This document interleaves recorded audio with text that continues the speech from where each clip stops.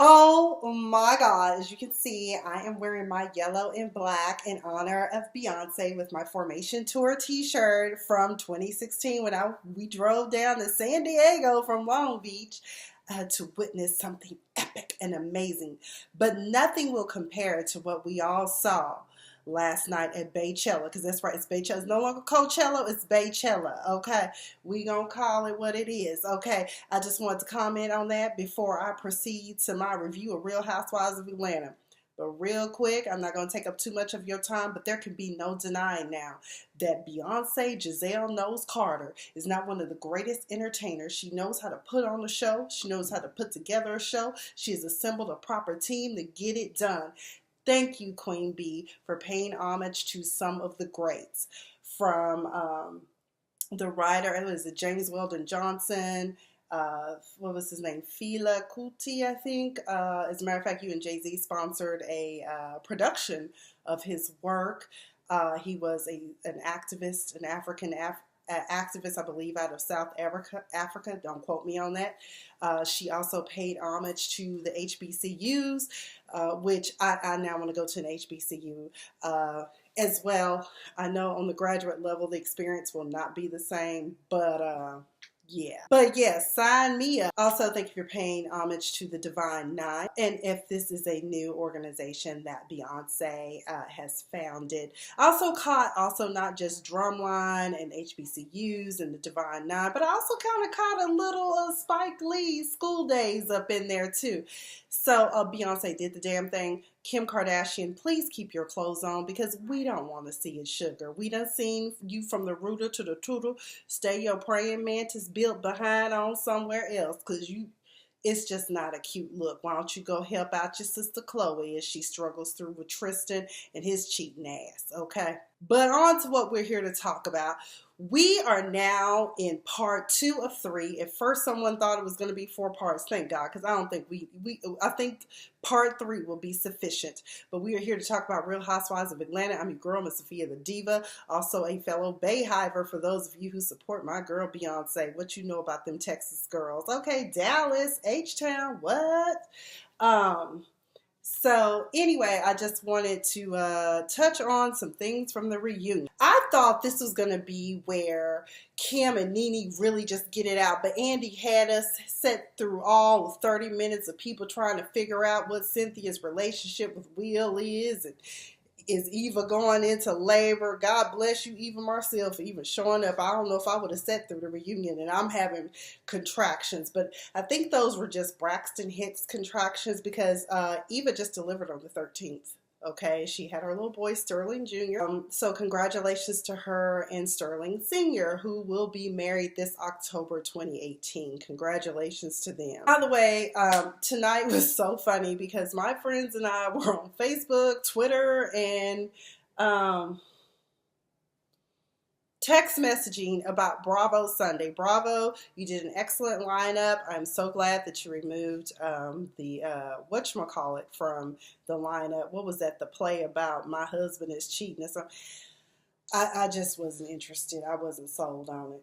Okay, so when we opened up this episode, of course, we touched on Eva just a second ago, but Eva was having contractions. Dr. Jackie told her that if they got to be more than 10, if they got closer and closer to 10 minutes apart, she needs to go to the hospital and get that checked out. So she was laid up, and I was like, is she even going to put on a dress? I would just come out there in my bathrobe and just be ready to go to the hospital. Kim and Kroy arrived together. I don't understand why it is that some people on the show talk about Portia being thick. I'm just like, Portia is a beautiful woman. She's fine. I think there's a little bit of jealousy and envy going on there. I don't get why, but they always be talking about her weight, and I think that's part of the reason why she may have chosen to go vegan at one point, because she thought maybe being vegan would help her lose weight.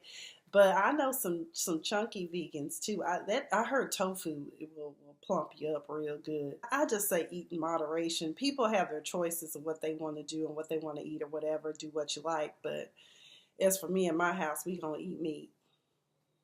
I mean, I don't necessarily have to have red meat all the time because red meat is not good for you to have all the time anyways. As a matter of fact, it's a great, when people are diagnosed with certain cancers, the doctors will tell you to stay away from red meat because it only makes it worse, just like you stay away from sugar and red meat. But everything in moderation, because someone was asking me how I lost my weight, and I was like, well, I didn't cut carbs out completely. I just did what my nutritionist told me to do. So y'all leave Portia alone and back that thing up. They confronted her about Marlo and the fan, and I guess someone had written in and asked, you know, you didn't like when Kenya was putting the scepter in your face, so why would you like for Marlo? How do you think Marlo felt about the fan? But I felt as though Portia was being defensive, like using it as a mechanism in case Marlo decided to jump fool and get in her face and just punch her or something. Because, I mean, Marlo did slit a bitch in the face one day, so, and Kenya couldn't help but jump on there. But I like Marlo's, though, because she said, let me tell you, it was only 2 charges. I was on house arrest. All those other arrests were freaking violations. She said people like Kenya would call on me, like if I was out at the club, here she is, she at the club, y'all need to come get her.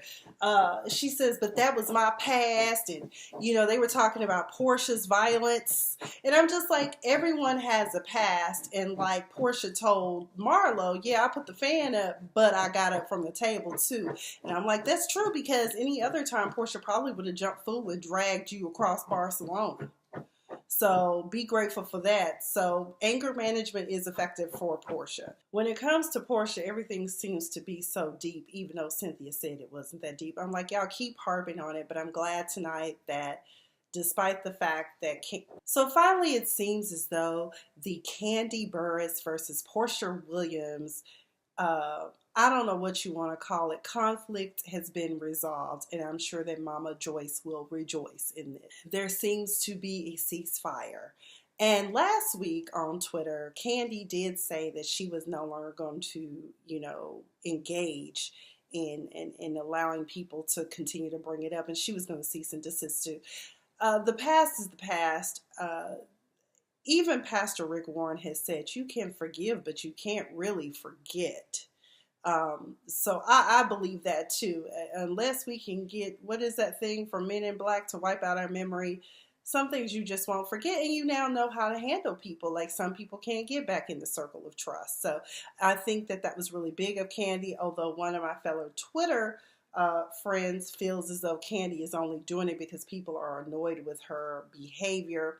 And some people also feel as though Kenya and Kandi love to play victim.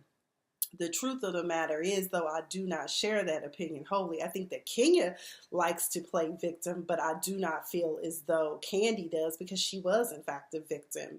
Extending it out, yeah, maybe. Also, another thing I found interesting was when Kenya and Marlo got into it for the umpteenth time, and Marlo said, you know, it hurts my feelings that you continue to refer to me as a prostitute and a hoe and all of that, just like you didn't like how I called you out about your mama. I don't like it. And so Kenya then started, I guess she said something about, Marlo had said something about how you try to come across so prim and proper, and then Kenya was like, well, I do. I got to thank my great-grandma. And I'm like, girl, that is not going to move you from the attack that is about to come from Marlo. So I don't, with Kenya, you know, there's a lot that can be said about her, but Kenya doesn't play fair, and she's not a nice girl. I know people like her. I honestly feel sorry for her, because her whole life has been defined by the fact that her own mother didn't want her. And at some point, you're going to have to seek treatment for that. And if you have, and you're resistant to that treatment, then, you know, all we can do is lift you up in prayer. Yeah, because I think Kenya called Marlo a snake or something, and then she tried to go to sympathy right by bringing up her deceased grandmother. She's notorious for throw the rock, hide your hand. They also brought up the fact that Nene was let go from hosting the Escape Tour due to her comments in Northern California regarding, I hope you get raped by your Uber driver. And Sheree was really trying to get in there talking about, but I, as a domestic violence subscriber, I just take issue with that. And then Nene had to bring up the fact that from the beginning of this show, she has been a domestic violence advocate. If you have not read her book or heard her story, Nene's first baby father, her oldest son's father, was violent. As a matter of fact, she ended up going to jail behind him beating on her, which is also an issue when you are a victim of domestic violence. Sometimes you get locked up too, because if everybody heard everybody going in the paddy wagon, okay, it's just that simple. But or when you finally do decide to stand up to your oppressor and the person who's harming you, then you end up having to suffer the consequences too. During break, Sheree immediately ran up on Kim and Croy and just was all friendly with them and telling them what bones was going on. So anyway, Kim was like, "That's just weird." And I was like, girl, what's weird is them lips and why you choose to keep on having these elective surgeries. It just makes no sense. If y'all hear scraping in the background, that's my little dog. For some reason, she loves to scratch her bed. Now, I try to wait for her, but she's been doing it multiple times tonight while I'm trying to film this video. I mean, at what point is Kim going to realize that what she's doing to herself does not look good? As a matter of fact, later on in the reunion, that comes out too. So also, but back to Nene. Nene did hold a walk, and I think she held a tea and some other things with regards to domestic violence. So Nene knew, but she tried to say because she's a comedian and other people, and that's why Candy even said, I know comedians have to do what they have to do. But I'm like, sometimes some of this, you got to be quick on your feet. Like me, I'm not quick like that. But one of the things I do is say some commanding words, and then that usually tends to calm down people. But I don't think that off the top of my head, my first thing would be to tell someone that I hope they get raped by anyone. But Nene is still new to the game, so she's not seasoned. And a lot of us can be in the game for 20 years and still not be per se seasoned, because it takes a minute to find your legs and your voice and what's going to work for you.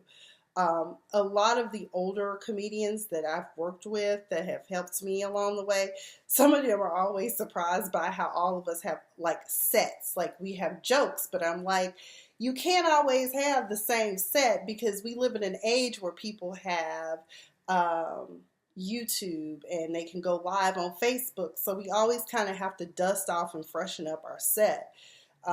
So that's just something to think about when you're doing stand-up. Kenya also was trying to say that she never said anything about somebody hoeing for Africans, but you were the first one to bring that up about that's how Portia got this ride and that's how these girls got around. And then when other people started calling you out about the shit you were doing, you didn't like it either. And that's why, Kenya, a lot of us just give you the side eye because you don't own your stuff. Like the truth could be sitting right in your face and you will sit there and create an opulent lie about it, and it's wholly unnecessary. It's just not necessary. You lie too much. Meanwhile, people are still curious about Marlo, simply Marlo LLC. Well, during commercial break, I took time out to Google it. It is a legitimate Georgia LLC. There are no articles of incorporation per se. She has it registered. It's been registered since September 9th of 2011. And Marlo was handing out receipts on Kenya's ass on Twitter tonight. She pointed out the fact that Kenya had her shop for her an Hermes or Birkin's bag or something, and Kenya never picked it up. Okay. Not to mention, it is because of Simply Marlo LLC that Kenya also made it to New York's Fashion Week with little old Marlo. All these years you've been in the industry, she pointed out to Kenya, and yet you made it to New York Fashion Week on her ticket and not on your own recognizances, okay? So it is a legitimate business. Apparently in the state of Georgia, you don't have to have a purpose spelled out when you register your business. I think it's only $100 to register in the state of Georgia and $50 to maintain, which makes you consider the state of California. Not to mention, you have to pay them $800 every year in the state of California for your LLC. It's ridiculous. That's why I said, as soon as immediately possible, if I can find something else outside the state of California, preferably in Texas, Georgia, Florida, Nevada, and anywhere that has cheaper state tax and less taxation, because that's all California. We're paying for weather. That's what we're paying for. Because I just don't see anything else. Y'all don't have Waffle House in California. Y'all can't get a Papado because Papado refuses to do business because of the cost of operation. So I'm just saying, either way, I just want to point that out that yes, Simply Marlo LLC does exist. And from what I remember, when Sheree was trying to decorate her house, Marlo is a fashion consultant, a stylist, and also a home decorator. So if she is an escort, do what you like. If men want to pay her for time, somebody was laughing at one young lady who is in a relationship. I think she's married or something, and so to make money, she has men pay for her time. And people were like, she's a bona fide escort. I said, well, yeah, that's true, but if she ain't sleeping with them, I mean, hell, we waste our time with dudes all the time that we meet on Tinder and what is this new one? I don't know, because I have not done online dating in 5 years. I tried jdate.com and I tried blackpeoplemeet.com. I even was on this old, it was like a Facebook. It was called tag.com, and none of them just worked out. So I was just like, I'm just going to go hang out down to the bar where the rich cars be and see what I come up with. Thank you, Funky Don Eva Marcel does join them, and it was a light tryst, with the clarification with Cynthia. Basically, Eva said, I didn't make any of that up. He did introduce that woman as his girlfriend. And then Cynthia it turned out they both met in June. Maybe him and old girl decided to part ways after they set with Sterling and Eva. We will never know the true story because I do believe, and maybe I missed it, comment down below, but did Cynthia and Will part ways? I think they did. They also asked her about the odd kiss with Will and what's her obsession with Candy. Candy also shared with us that Cynthia is her sugar mama and bought her a nice pair of shoes, honey. She want a candy cane crush, okay? So, but Eva had a lot of great news to share with us. You know, she knew she was pregnant in Barcelona, and she shared the news with Candy, but not with anyone else, and Candy didn't share it with anyone. And then people looked at Cynthia. Cynthia was like, I can keep a secret. I know you can, Cynthia. They just being mean to you, girl, but it's all right. But the whole time, you know, Andy was asking her, you know, like, when are you getting married? And she was like, oh, we're getting married in October, because they got engaged, and they're going to get married in October. And the whole time, Kenya had this look on her face like, I want to be married. I want to have a baby. That was the look that she was giving us. And then on top of that, when it really got heated, I don't know if y'all caught this, but quite a few of us did because it's now a meme on Instagram.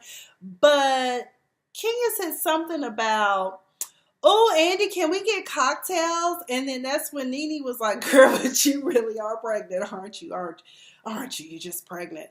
And I was like, no pregnant person is going to ask for cocktails. And I can already hear Kenya say, well, I never really per se said I was pregnant. If anything, it's a surrogate, but I don't believe it. I just don't. Anyway, they had the D challenge. I remember somebody wanted me to do the D challenge, but they wanted me to do the JD challenge. What would I do for my JD? I lose sleep for my JD. I go ham for my JD. I call the po-po about my JD. Because if a fool want to go crazy, I don't fight. I call the cops. Hell, I don't know. I'll work it out. But anyway, somebody wanted me to do that at one point when the D challenge was big. Because I was like, I don't know about no D, but I do know about my JD, my Juris Doctor, that I need to get myself together. By the way, if anybody wants to contribute to Afia taking the bar exam, feel free to contact me about how you can get money to me towards my bar fees and study stuff. Because I get so tired of people, and I know they don't mean any harm, but people are like, why don't you just take the bar? I wish it was that easy to just take the bar, but taking the bar exam costs. And right now, I am not in a position to shell out $2,000-$3,000 to take the bar, because that's registration, that's bar prep, that's paying for the hotel to stay near the bar place, because you don't want to have to drive and be stressed out. You just want to get a good night's sleep in a hotel away from everybody, and that's just how it works. So I just want to plug that in there. So if anybody want to contribute to that, feel free. Okay. And I'm not taking it in California again for right now because it's just too costly. It's too expensive. Maybe I'm looking at Nevada and Arizona. Anyway, Eva was getting them straight left and right. Somebody wrote in and said, you know, you didn't like when Shamia asked you about, I guess, but some kind of way Eva was talking about how somebody was trying to say that Will was gay and how somebody seemed like it was wrong if he was. And she was like, as someone who's an advocate for the LGBT community, she just felt like it was wrong. And plus, it was also wrong of Shamia to ask because that was a rumor. What she heard about Will and what she saw was in her face fact. That was her experience, and I appreciated that. So anyway, Eva got them straight, and everybody thought that Cynthia and Will were in the bedroom tying it up, honey, and getting it, you know, I thought he was putting it on her the way she was defending him. All of us did, honestly. But I love how Eva calls Shamia Messy Mia, and she was being messy because she wants a peach. Are they going to bring her out? Finally, they decide to bring Kim out. Kim comes on stage with her solo cup and her considerably larger lips, which Andy pointed out. You know, what are you doing? Where are you going with this? Then they show the flashback of them in the elephant room. And then Nene was like, I'm trying to figure out why Wig can go naked and holding hands. I was like, no, Wig can go naked. Lord help. Again, I will give credit where credit was due. Kenya is the queen of shade on this show right now. She's taken over Phaedra's. So you remember in the elephant room, Kim tried to get crunk on the lady that was running the elephant room, and she told her she comes from a higher power. And then Kenya was like, I was trying to figure out what higher power you was coming from, and I was like, the devil. She said because and then she said something about that, and Sheree didn't have on her storm wig. That wig is terrible. It looked like Pepe Le Pew. That's what I think of when I saw that wig. I was like, that's just terrible. Bravo, Andy is what I'm calling. Andy told Kim that he was giving her. She was like, you be dip. He said you be switching and dipping and diving like Sarah Huckabee. And she's like, who is that? And she was like, she speaks for Trump. I was like, oh my God. And y'all know Sarah Huckabee do not look good. Like, that girl is like still, she's younger than me and she just looks awful. God bless her. I mean, but when you've been lying and doing evil, you know, I mean, that's what happens. Kim was trying to switch it on what it is she had said about Nene and the whole handicap parking thing. Because when they showed the flashback and when we all saw it at the beginning of the season, she said that she saw Nene at the mall. I saw her. Then she said, I never saw her. I just saw her car. But it's on tape. Are you and Kenya more best friends? Maybe y'all should get to know each other after all. Needless to say, a fight broke out. A lot of mumble jumble went on. And Kim and Nene got into it. And the verbal altercation continues. I would like to share with you something that Nene shared. All the shade that was thrown on social media tonight. Nene said, I really want to keep it 100, but sometimes you have to keep it about 75. So many things happen behind the scenes that you guys never get to know or see. I knew working with her would be a mess, and I've said it over and over and over again to all of my higher ups. But what happens? I get reprimanded. I'm the bad guy. I wish I could speak so much more freely, but it's best not. It's best for me not to. Sometimes you have to let people see things for themselves, which is what happened here. I've been called everything in the book and painted so many different colors, I have to wonder if I'm still black. Kim loves to push buttons, lie, talk shit, insult, then become a victim when she's called out on her shit. That also describes Kenya Moore. Most people would love for me to be the bully, but the only bully here is Kim and her plastic surgeon. Why the plastic surgeon had to be involved, really? Bye, wax figure. I saw who you was a long time ago. Thankful for you. They have editing. Privileged piece of shit. Tune in to RHOA 8 p.m. tonight. Why she got a pretty privileged piece of shit, though? Also, I just want to say, Nene, that you and I both are in homage because Kim Zolciak blocked me on Twitter. What happened is that Kim made a statement about how positive people always, what did she say? Let me find. So she says successful people maintain a positive focus in life no matter what is going on around them. They stay focused on their successes rather than their past failures and on the next action steps they need to take to get them closer to fulfillment of their goals, rather than other distractions that life presents them. And I was like, really, Kim, girl? And I wasn't even mean. I was just saying, that's what Candy was talking about, is that every time you show up on the scene, you're negative. Like, it's almost like you have that one friend that always comes over to the house and never picks up after themselves. That's what it's like when she comes and just trashes the place. Let me cut this video. My little light ring has completely dimmed, but I'm going to go ahead and post and edit this. Maybe I can lighten it up. Y'all know I don't know what the hell I'm doing when it comes to technology. I do the best I can. But anyways, thank you guys for joining me. Be sure to subscribe. I just want to thank everyone who has taken time out to subscribe to this channel. I'm now at last count 244, so I have 750 some more people I need to subscribe to my channel. So if y'all can help a diva out, please subscribe to my YouTube channel. Y'all know I don't want to go back to corporate America. And I also feel as though YouTube would be a great way to pay for my bar fees. So either way, help a diva out, share, comment, let me know what you thought about this particular reunion part 2 of Real Housewives of Atlanta. I found it funny and amusing. I want to know what Simply Marlo do. Either way, I don't know, but either way, everybody's got to live their own lives. Everybody's got their hustle, and let's not forget that Marlo is also a felon. So they still talking about how she slashed somebody's face. I'm like, well, the past is the past. Like she said, she was young and dumb and didn't have a care in the world, and it happens. God forgives. Y'all have a great night. I have been Miss Sophia the Diva. You've been all that. And Miss Pumpkin, where's my purse? Where's my purse, girl?